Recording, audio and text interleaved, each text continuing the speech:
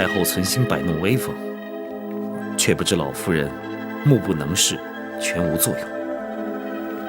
就由她摆弄吧，不值得计较。待会儿见面时，少不得依礼参拜。无妨，既然来了，老身就是一介市井瞎婆。太后驾到！太后千岁千岁千岁！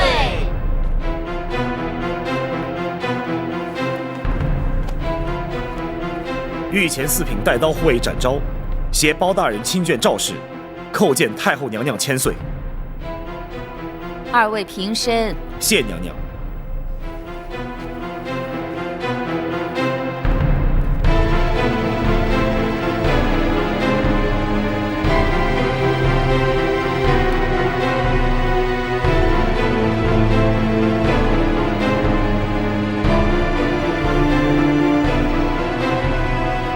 都起来吧，赐座。谢娘娘。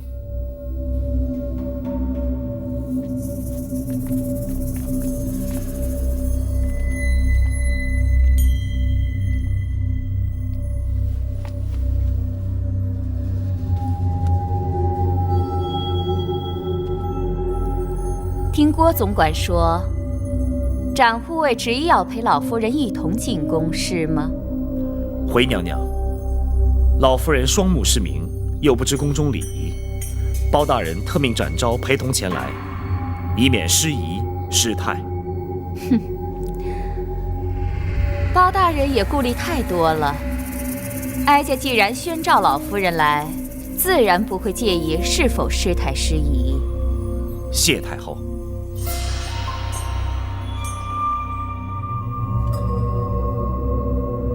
展护卫无需在此听我们闲话家常，妇道人家说的话，展护卫未必适合听呀。包大人再三叮咛，属下不可擅离老夫人，所以没这一说。在哀家这人寿宫，难道还能让老夫人出什么意外吗？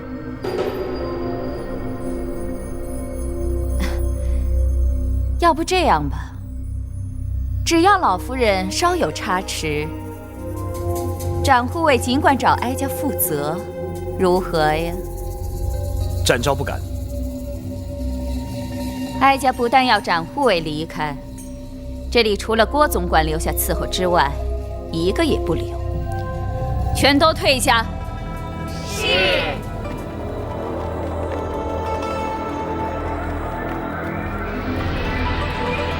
展护卫，你就出去吧。既然太后娘娘不担心我老婆子失礼，你留在这儿也没什么意思，不如到外头轻松自在一些。老夫人，太后不是已经说了吗？如果我出什么事，她会负责。你放心吧，包大人他不会怪你的。啊，要不你就在外面候着，如果觉得有什么不对，你就随时进来瞧瞧，不就得了吗？还是老夫人干脆。展护卫如今可还有话说？展昭不敢。既然如此，展昭就在门外恭候。老夫人若有需要，请随时召唤。展护卫，你就快走吧，我还急着要和太后娘娘说话呢。展昭告退。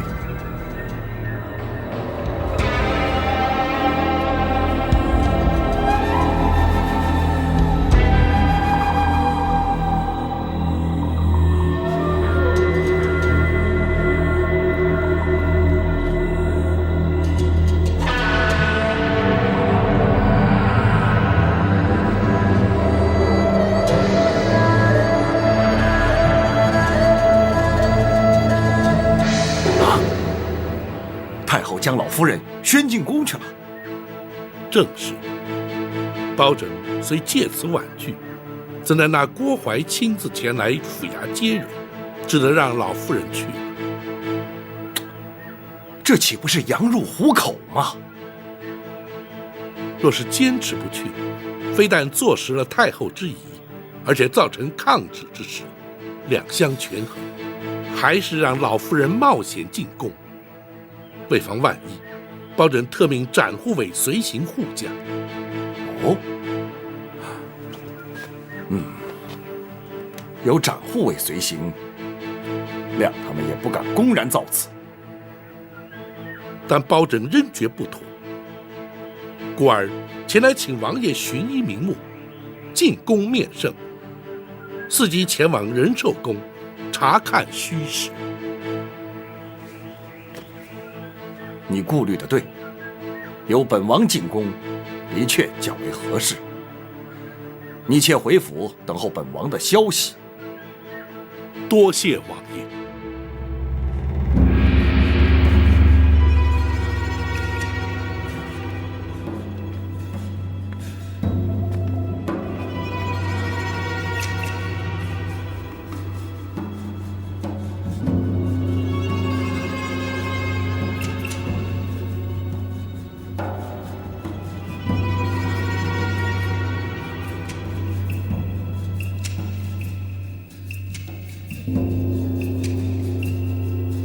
老夫人本姓赵，是。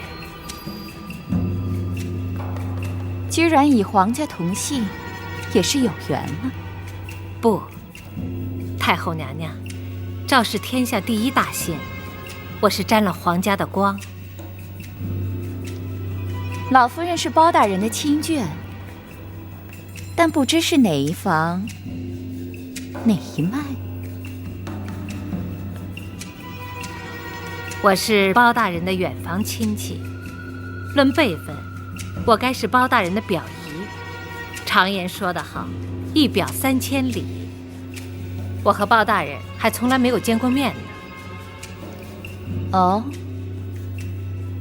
那么你们又是如何遇上的？包大人在天齐庙放告，老婆子有个儿子不孝顺，不但不养我，而且还不知道躲到哪里去了。我一气之下就告到了包大人那里。谁知道问案却问出个远房亲戚来，这下可好，管吃管住不说，还把我带到京城，还让公孙先生给我治眼睛。老夫人这双眼睛是……唉，都瞎了10几年了。我也是没福气，能到皇宫里来看看，那是多大的福气呀！可惜我什么也看不见。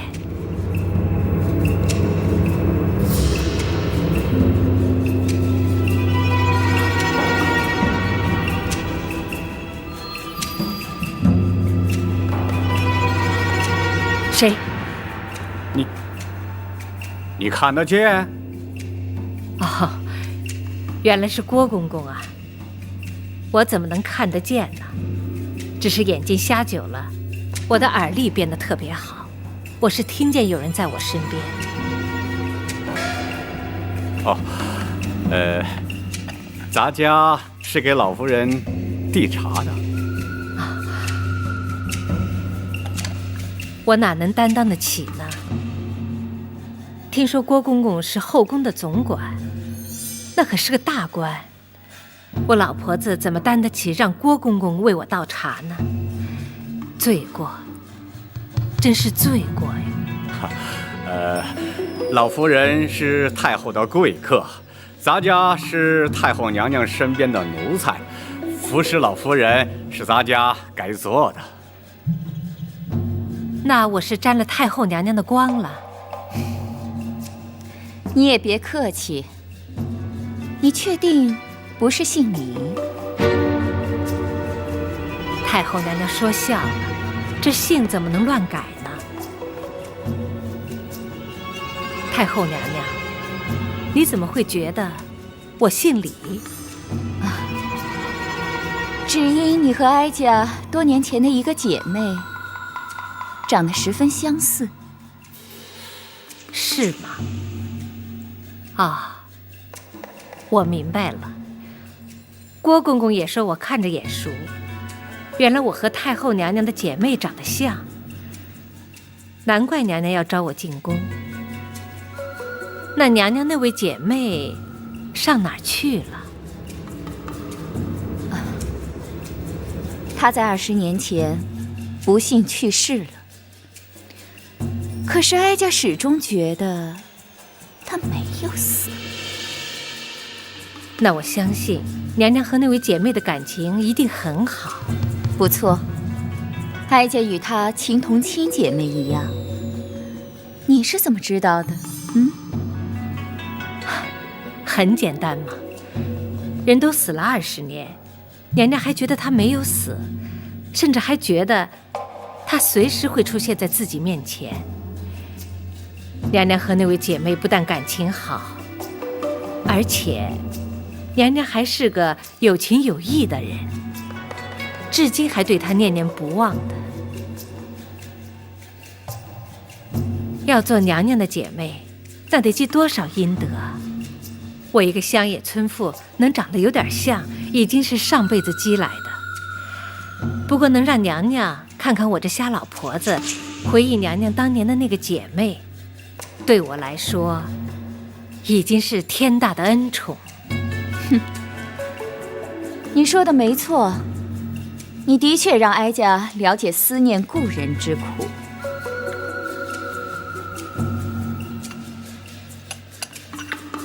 谢谢。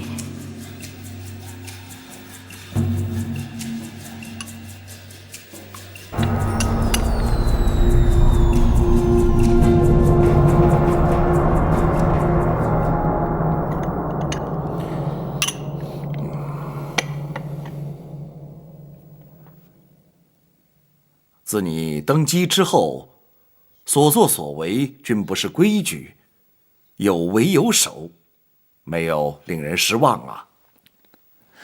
那是父王在年幼之时教诲之功，孩儿一直不敢稍有怠慢。只是父王甚少入宫，孩儿也未能成婚定性，善尽人子之孝。你我虽为父子，但是依照朝廷体制，如今却属君臣，若是经常往来走动，反而不妥。就维持现状吧。只要你一切安好，我就放心了。父王不愿入宫，还是儿臣回府探望吧，也好随时向父王请益。那就随你吧。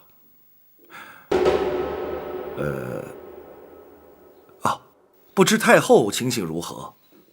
郭槐来府中求药，以治失眠之症。不知太后是否已经开始服用了？太后日前受失眠之苦，孩儿记得幼时父王偶以安神露助孩儿入眠，故而差郭槐前去求药。打扰父王，还望父王恕罪。谈不上打扰。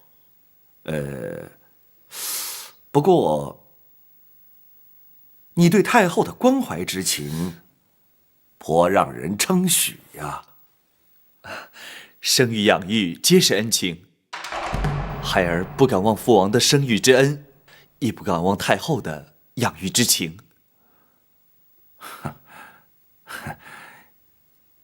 你有此想法，也算难得。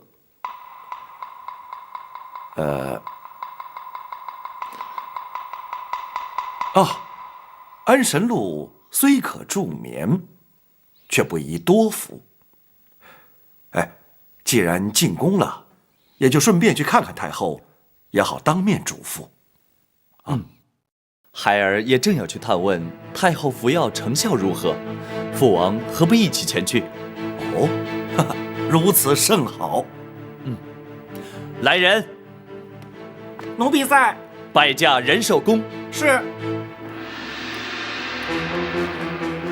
老夫人，请用点点心吧。请。谢谢。别见外，吃一点吧。这是哀家特地为你准备的。谢谢。哀家相信你一定喜欢吃。来。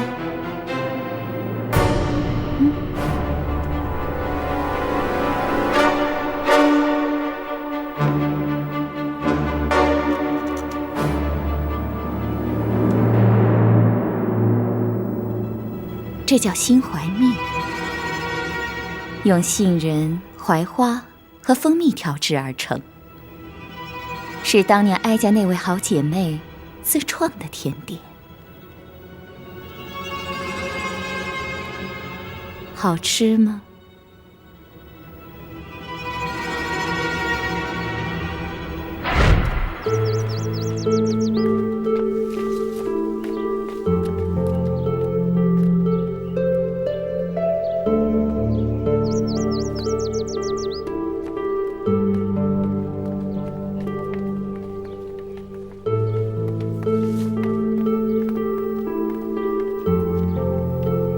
妹妹啊，姐姐，来，我们去吃点心去。哎，来，来坐。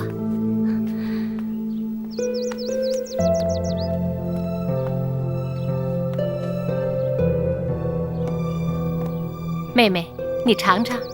哎，你又研制了新的点心？是啊，是我刚研制出来的，当然要请妹妹第一个尝了。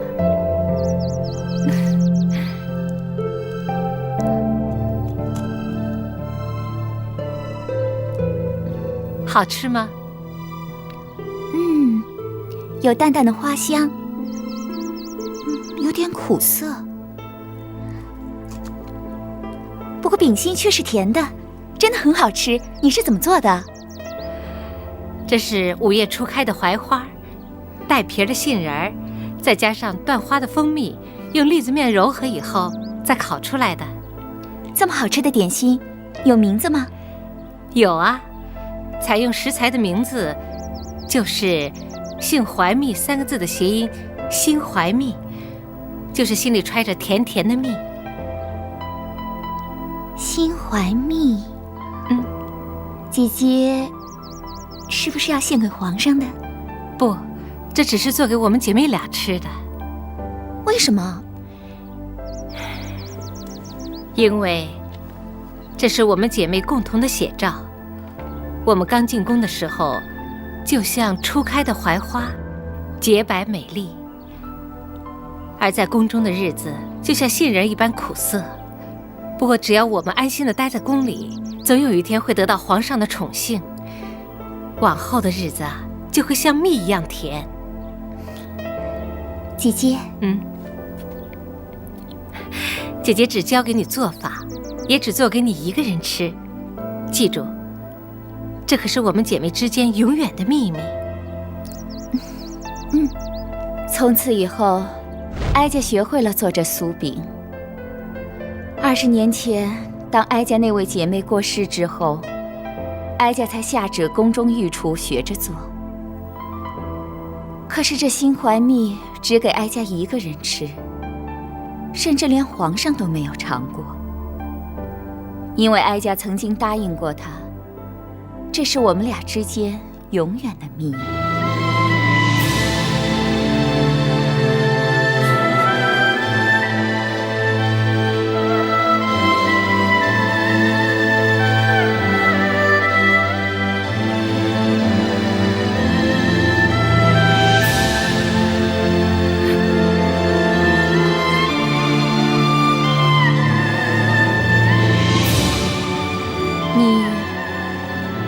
你因何掉泪？啊，没有，没有。哀家亲眼所见，怎说没有？我太后娘娘对20年前的姐妹还如此的怀念，真是令人感动。老婆子天生就爱哭，就连听人说书都会哭得稀里哗啦的，让娘娘见笑了。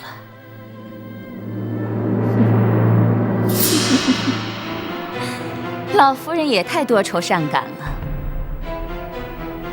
如今故事说完了，老夫人也哭过了，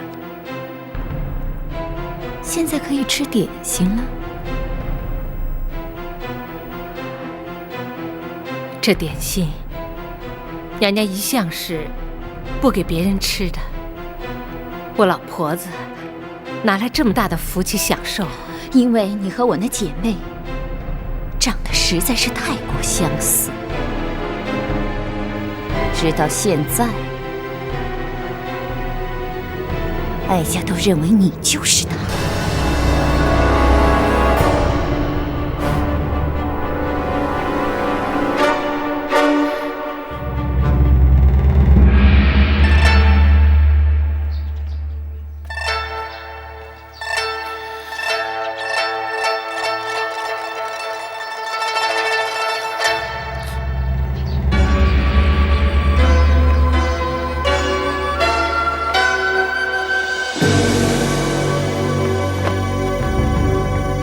展昭叩见皇上，八王爷。展护卫平身。谢皇上。展护卫为何会在仁寿宫外？展昭陪同包大人亲眷赵氏，奉太后懿旨进宫。哦，太后宣老夫人进宫，展护卫为何不在一旁陪伴？太后与老夫人闲话家常，命展昭在宫外候命。那就随朕一起进去吧。谢皇上。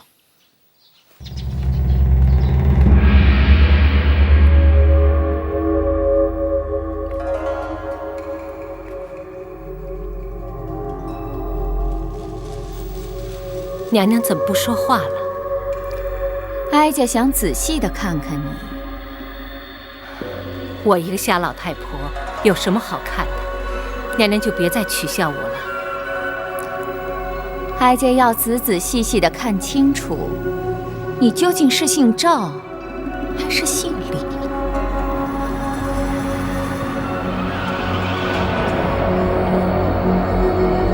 皇上驾到！奴婢叩见皇上八王爷。平身。儿臣参见母后，望母后病体早愈。免礼。皇上来仁寿宫，怎不先通知一声？八贤王又怎会联袂而来？父王得知母后患有失眠之症，特来探望。哦，哼，自从哀家迁进这仁寿宫，八贤王可是头一回来呀。惭愧，本王不敢贸然前来打扰太后，没想到却失了君臣之礼，还请太后恕罪。千万别提什么君臣之礼，八贤王乃是先皇玉帝，又是皇上的生父，既是一家人，又何必拘礼呢？你能来看看哀家，哀家高兴还来不及呢。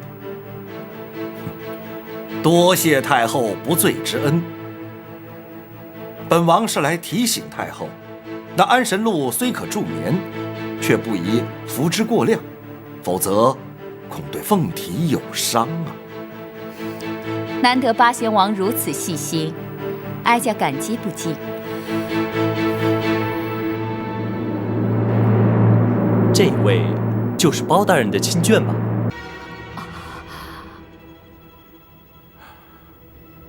老夫人，上驾当面，不可失了礼数啊！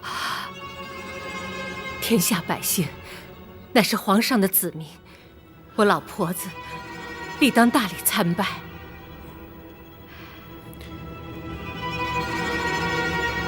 老夫人身体欠安，目不能视，还请皇上。展护卫，该跪就跪，该拜就拜，我又怎么能够例外呢？哎，老夫人请起。老夫人是包大人亲眷，又是母后宣召入宫的贵客，这些繁文缛节就免了吧。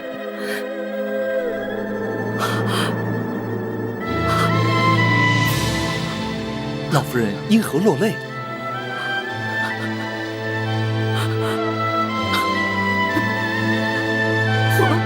皇上，我是心里难过。老夫人有何伤心之事？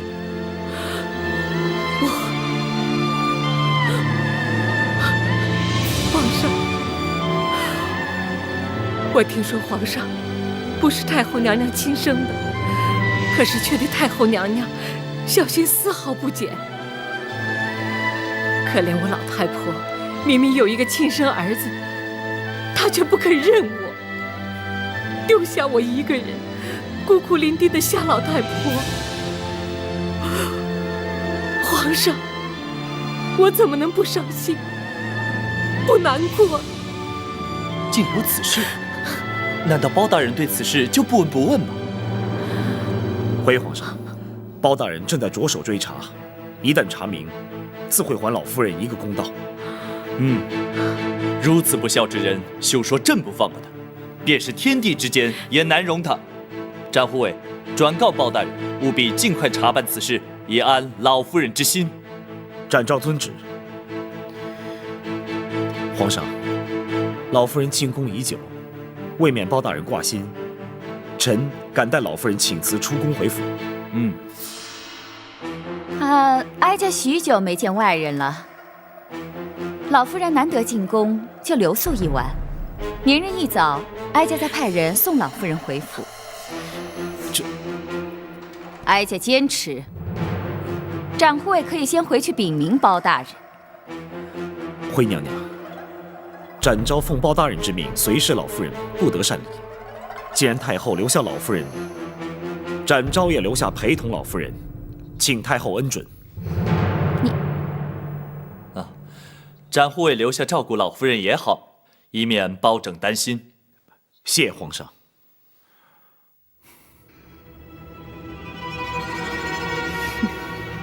既然皇上都这么说了，哀家岂会再有异议？只是包拯那里……不妨。本王正好要去见包大人手谈一番，就由本王代为转告吧。谢八王爷。郭槐，奴婢在。收拾一间肃静的厢房，安排老夫人过夜之用。是。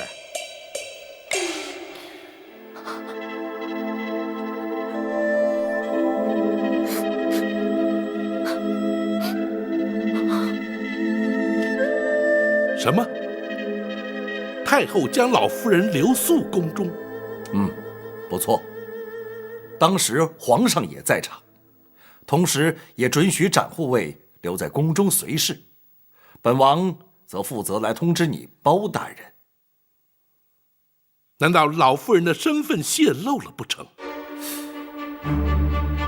应该是不会，否则太后和郭槐的神色不应该那般镇定才是。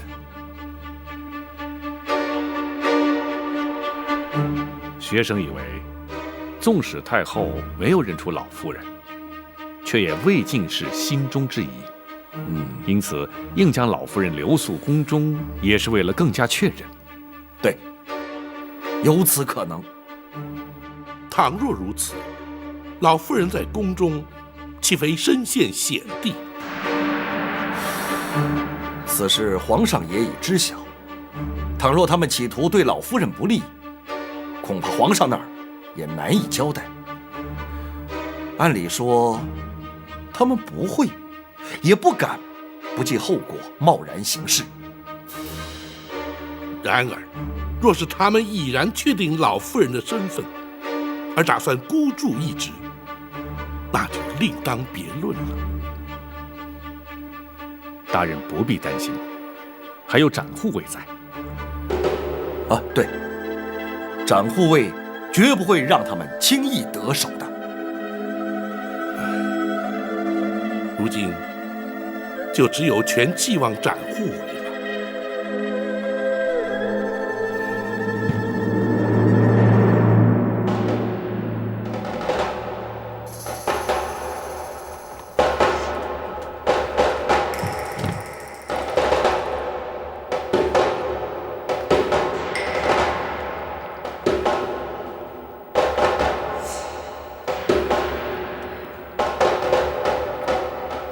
老夫人，东盼西盼，早盼晚盼，盼了20多年，如今他就在我的面前，却看不见她的容貌。我能听到她的声音，触摸到她的双手，甚至能感受到她的呼吸、心跳。可是，她却不知道我是谁，只当我是一个让人可怜的瞎婆子，一个与她毫无关系的陌生人。老夫人，请暂且不要想这些。如今老夫人身处险境，稍有不慎，便会遭人暗算。身处一世，形同陌路。若是不能母子相认，就算是躲过所有的危机险境，又有何意义呢？老夫人切莫气馁，包大人定会为老夫人洗雪沉冤。到时候，老夫人必定会母子团圆。可是老夫人必须谨慎小心，安然度过危机，才能如愿以偿。唉，若不是盼着这一天，我早就不眷恋这悲惨的人世了。展护卫，你有什么话就尽管说吧。太后将老夫人留宿宫中，想必是另有所图，请老夫人暂且忍耐，及早就寝，一切交由展昭应付即可。好，一切就依你。无论夜间有何动静，都请老夫人闭门不出，展昭自会在屋外守候。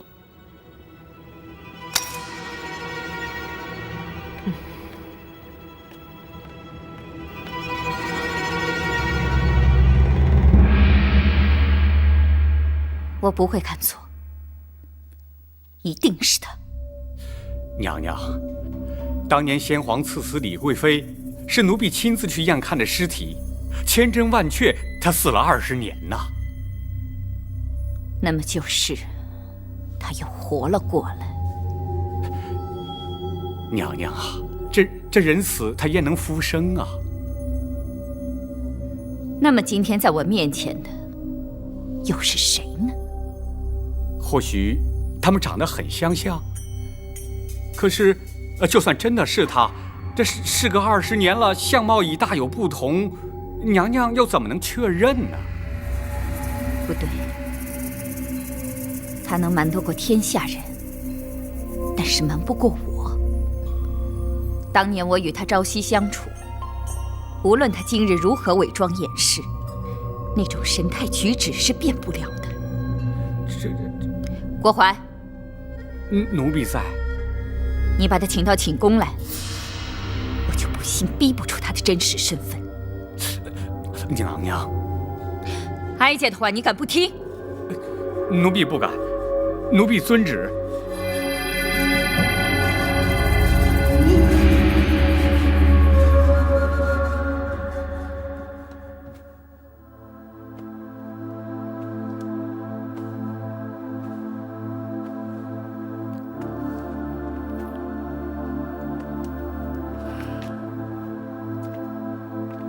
大人，公孙先生，大人仍在为太妃娘娘担心吗？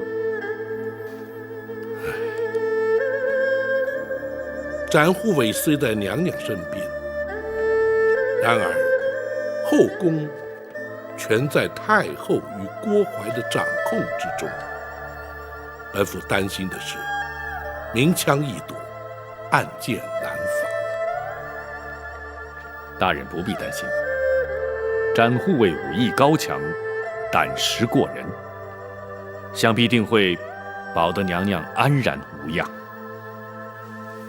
单凭武功不足为事，展护卫需要的是斗智，而非斗力。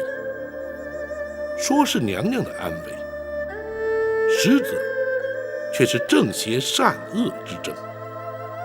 胜，则是公理正义之胜；败，则是天道人性之败。本府虽知展护卫必能妥善应对，却仍难免挂记于心呢。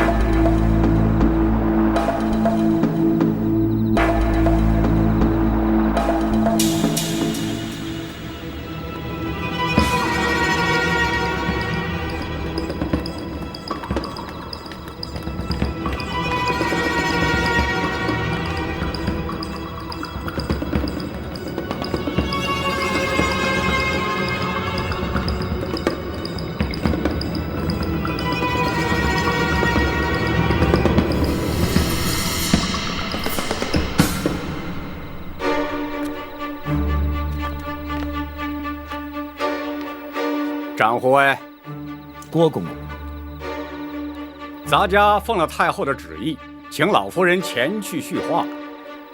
老夫人已然安寝，请郭公公回禀太后，恕难奉诏。展护卫，你没有搞错吧？此刻刚刚入夜不久，老夫人怎么可能已经入睡呢？郭公公有所不知，公孙先生正在替老夫人医治眼疾，最忌劳累，每日入夜既眠，从无例外。可是太后正在寝宫等候，展护卫务必请老夫人破例前往，否则咱家难以向太后交代呀。就算展某想帮公公的忙，恐怕也是无能为力。此话怎讲？公孙先生乃是以经侦过学之术及开方施药双管齐下，为老夫人诊治眼疾。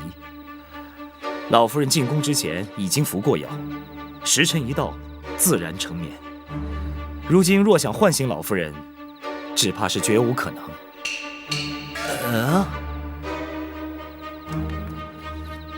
郭公公还是尽快回去禀奏，免得太后哭的。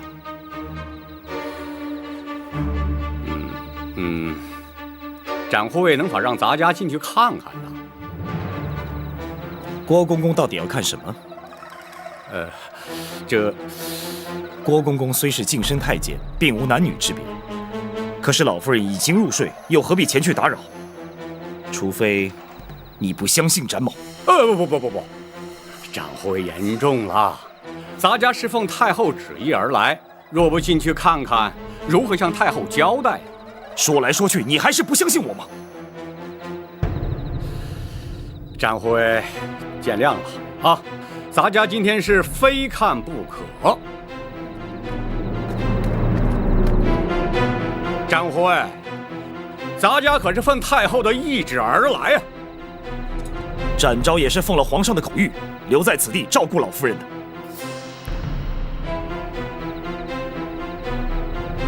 公公若想是闯过去，别忘了展某来自江湖，就他们几个，展某还不放在眼里。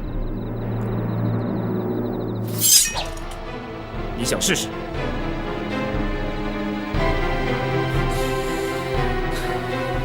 公公，还是回去复命吧。倘若打算在此与展某耗下去，吃亏的恐怕还是公公你呢。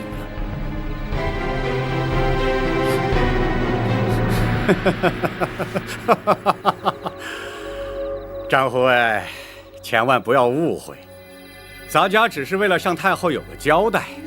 既然展护卫已经把话说明白了，咱家回禀太后就是。那好，公公请吧。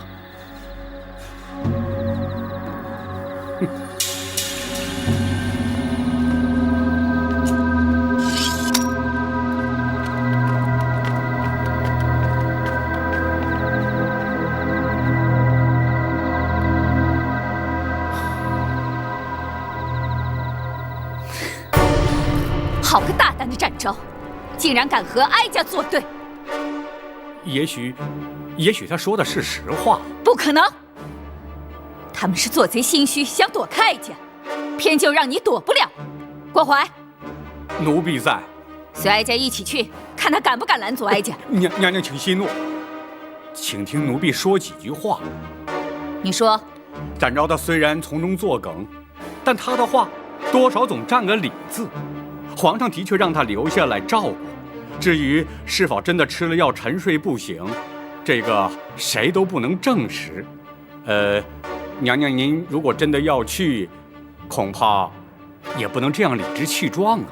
哼，这后宫是哀家的后宫，哀家不需要向任何人说理，惹恼了哀家就硬闯。娘娘，那就更使不得了。展昭在江湖上人称南侠，皇上又赐他为御猫。他的武功高强，谁也难敌呀！哼，难道他有3头6臂？哀家请后宫之力，就不信凭他一个人能应付得了？娘娘，这样如此一来，是不是就扰得人尽皆知？若是惊动了皇上，问明缘由，娘娘，恐怕这就很难自圆其说了。娘娘，您无非是要弄清楚那虾婆的真正来历，其实这也不急于一时啊。只要是错过了今日，奴婢一定会明察暗访，定会尽释娘娘的心中之疑。若不是心虚，又何必躲哀家呢？他越是如此，越让哀家确信一定是他。娘娘，有些事情，也许经过20年会有所改变，可是有些事却永远不会变。哀家有办法证明究竟是不是他。娘娘指的是胎记，这与生俱来的记号，永远也变不了。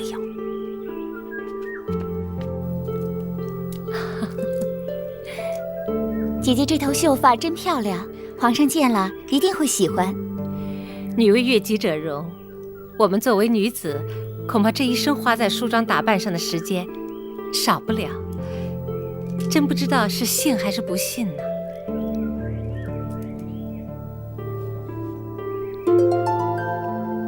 哎，姐姐，你颈后的这个心形图案好美哦，是谁替你画的？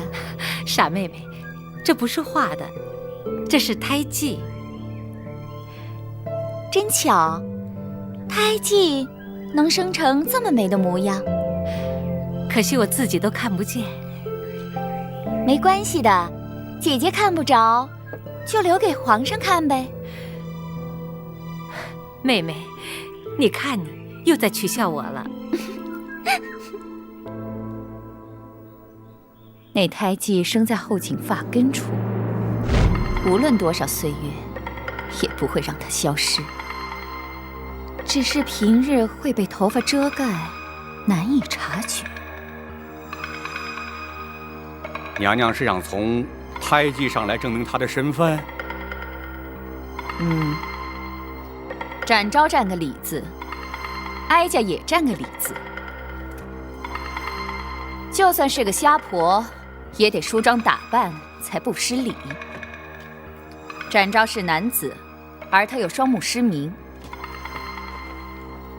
派人替他梳妆，谁也无话可说。是，奴婢一定派个手巧的宫娥去，一旦看清楚了，立即回禀娘娘。到那时你再来和哀家争辩，究竟是不是他？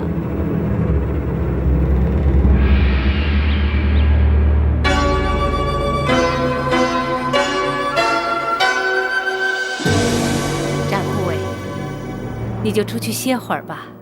我们梳妆打扮，你们男人看着岂不是没趣儿啊？展昭奉命陪伴老夫人，不敢稍有懈怠，打扰了老夫人，还请恕罪。你要是不嫌烦，就陪着吧。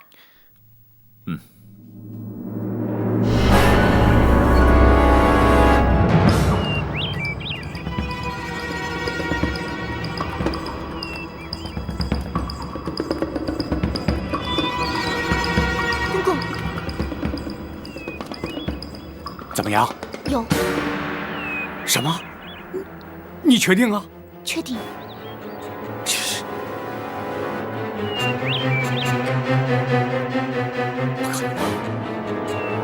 不可能啊！他明明早就死了。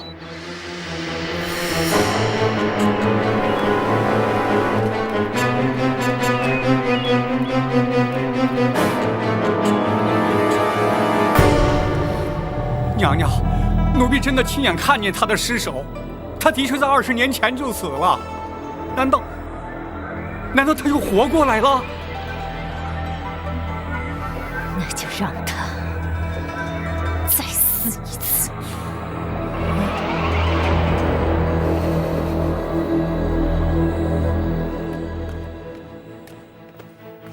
老夫人，我们可以走了。走？去哪里？出宫回府。现在走合适吗？此地不宜久留，只有回到开封府衙，才能真正保得老夫人的安全。好，那就请展护卫带路。是。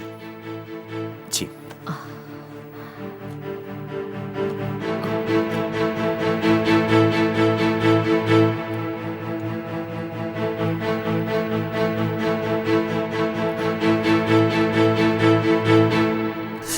郭淮，奴婢在。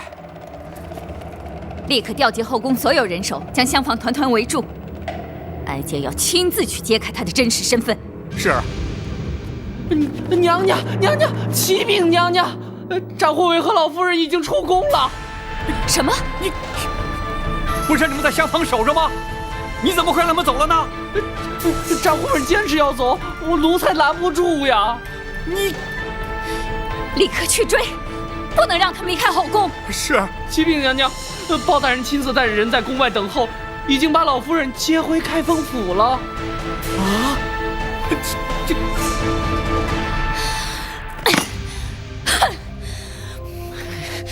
这个包拯！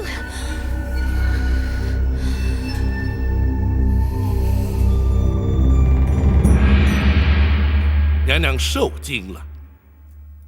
幸亏有展护卫陪同，否则哀家怕真是出不了后宫了。展昭只是略尽本分而已。难道娘娘的真实身份被他们认出来了？其实他心中一直在怀疑，所以才会这样百般试探。不过哀家矢口否认，相信他也无法证实。娘娘虽然侥幸暂离虎口，但太后必定心中生疑。然而在陈琳抵达京城之前，还必须与她周旋。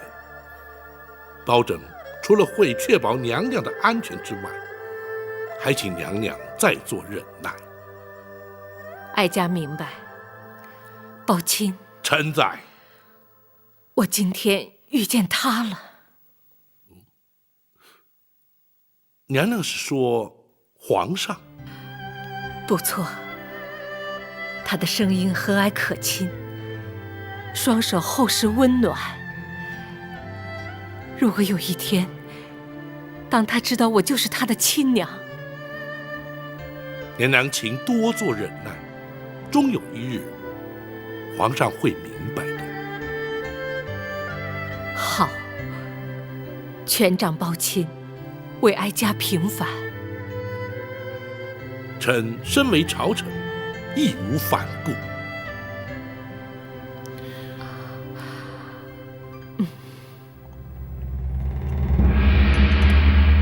原来这都是包拯在其中作梗。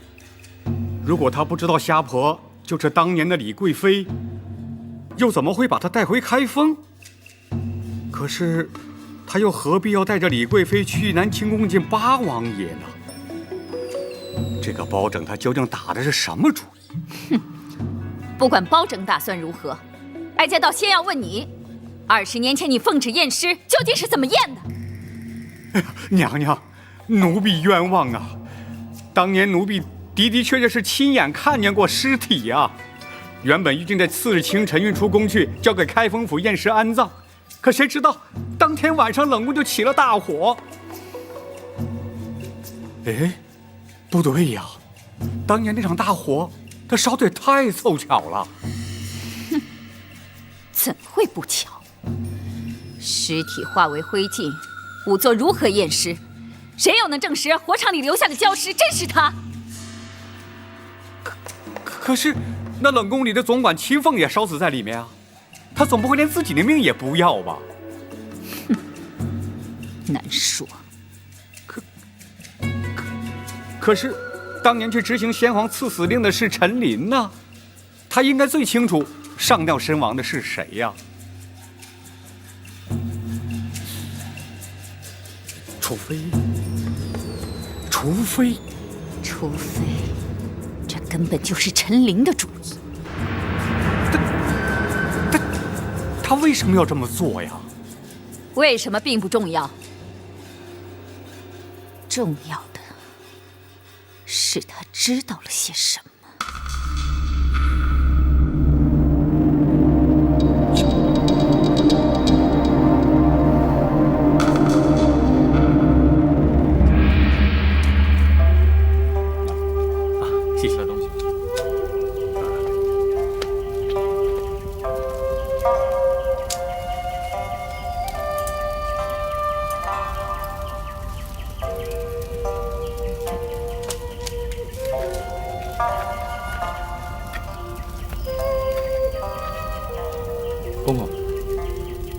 吃点东西吧。对，吃喝完毕，我们还要赶路呢。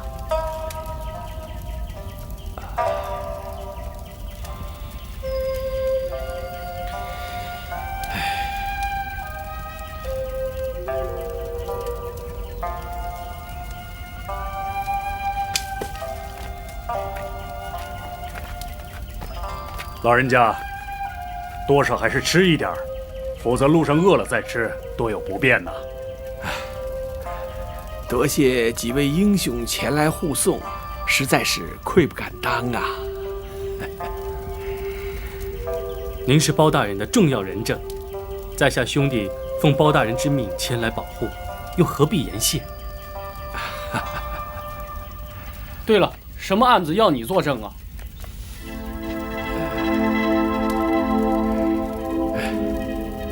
这事关重大，请恕我不便说呀。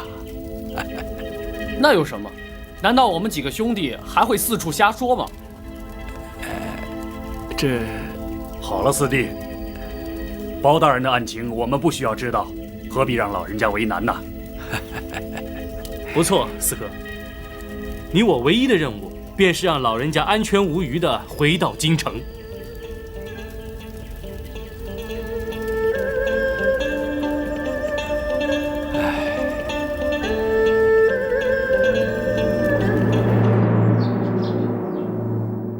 娘娘是担心陈琳知道当年那件事儿。若非如此，陈琳有天大的胆子也不敢抗旨徇私，让他逃出宫去。可是知道当年那件事的只有娘娘、奴婢、产婆尤氏和寇珠4个人呢。产婆尤氏当天晚间，奴婢就让她在人间永远的消失了。至于寇珠，寇珠可是临死也没有说出太子的下落。你还是不肯说实话？寇珠说的是实话，请娘娘明鉴。你还敢嘴硬啊！要你把婴儿埋在金水桥下，你去把它藏了起来。说，究竟把它藏在哪儿了？公公，寇珠冤枉啊！我的确埋在金水桥下。胡说！那你为什么指不出埋尸的地点？我当时心里害怕，匆匆忙忙的埋好就回宫来了，实在记不得埋藏的实际地点呢。你还敢胡说！咱家派来那么多人在金水桥下去挖，就差没把它挖了个遍。说，到底藏在哪儿了？啊！我实在想不起来了。找死你！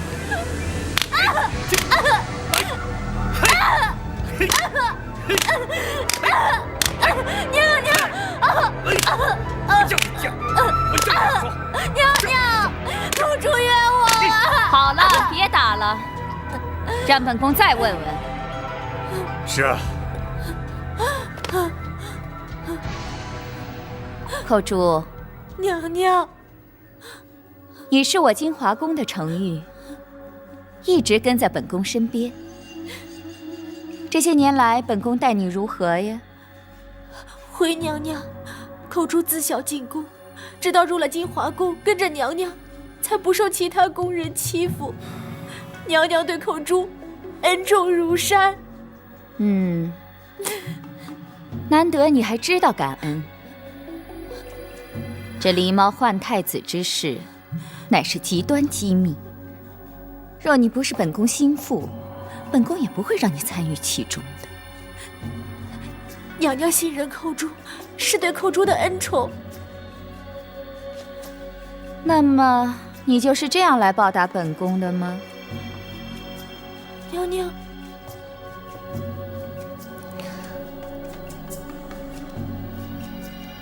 太子的下落何其重要！若不能确定的确已被你掐死埋葬，今后本宫岂不是寝食难安，疑虑终身吗？这，娘娘请相信寇珠。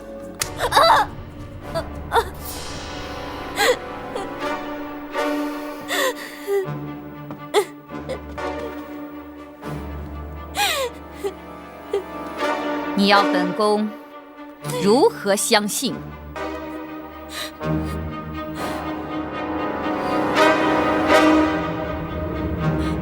娘娘，寇珠已死明志。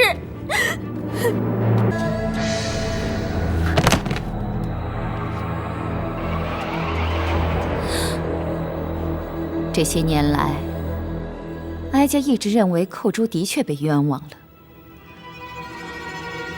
可是如今看来却又未必。娘娘，这么重大的事儿，他又能告诉谁呢？他又怎么能有把握对方不会出卖他呢？不错，他不可能相信任何人。再说了，倘若他真的把婴儿藏了起来，他又会藏在哪儿呢？后宫那绝对不可能，奴婢一定会发现的。可是以后宫门禁之严，谁也不可能私自进出，更别说是夹带婴儿出宫了。娘娘，有一个人可以。谁？陈琳。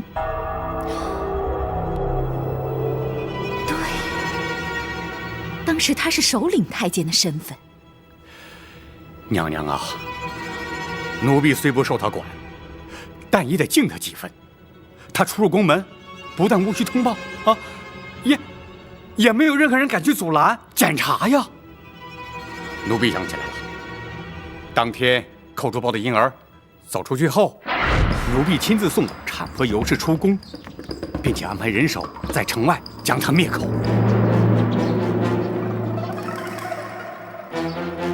你出宫后，自会有人来找你。等你们见面之后呢，你这一辈子就不缺吃穿了。谢谢总管，谢谢总管。不用谢，这是你应该得的。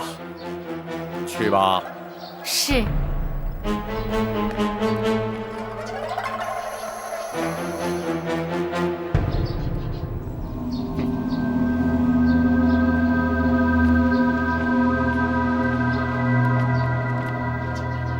哎，陈公公，你这是急着忙什么呢？啊，皇上要咱家送玉果去给八王爷祝寿，谁知道玉果园的人耽误了时辰，再不赶去就要误事了。啊，既然如此，那陈公公就赶紧请吧。如今回想起来，陈琳的神情不安，态度慌张。难道是他把婴儿藏在宫河之内，私带出宫了？不会错，定是如此。那么，当年李贵妃逃出宫去，想必也是他安排的。原来一直是他。可是他为何不向先皇举报呢？他不敢。当年先皇见李贵妃生个怪物，震怒之下，谁敢多言？后来，先皇又沉醉于道家之学，不理政事，娘娘又总揽宫中大权，陈琳为求自保，他能敢说吗？那么，为何事隔20年，他又出现在京城？莫非他真是来报仇？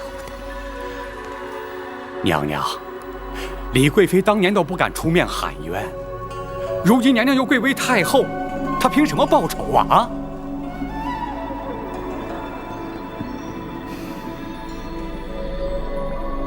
难道是因为包拯？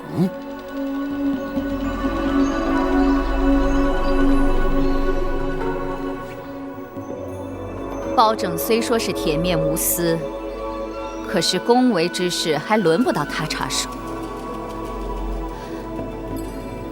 哀家明白了，是八贤王。包拯曾将他带进八贤王府。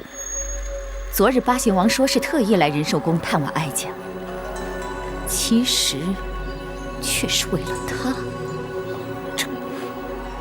这竟然扯上了八王爷！